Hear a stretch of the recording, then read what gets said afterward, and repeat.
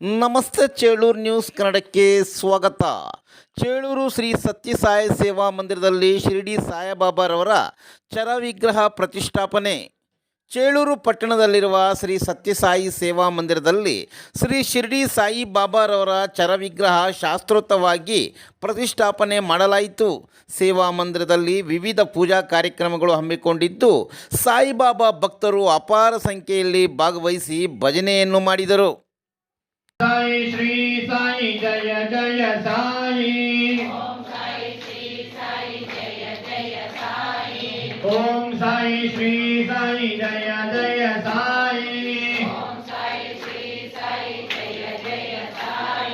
Om Sai Shri Sai Jai Jai Sai Om Sai Shri Sai Jai Jai Sai Om Sai Shri Sai Jai Jai Sai Om Sai Shri Sai Jai Jai Sai Om Sai Shri Sai Jai Jai Sai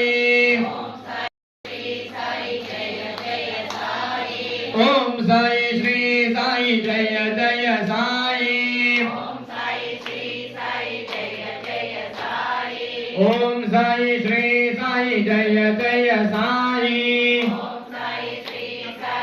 Sai Jai Jai Sai Om Sai Shri Sai Jai Jai Sai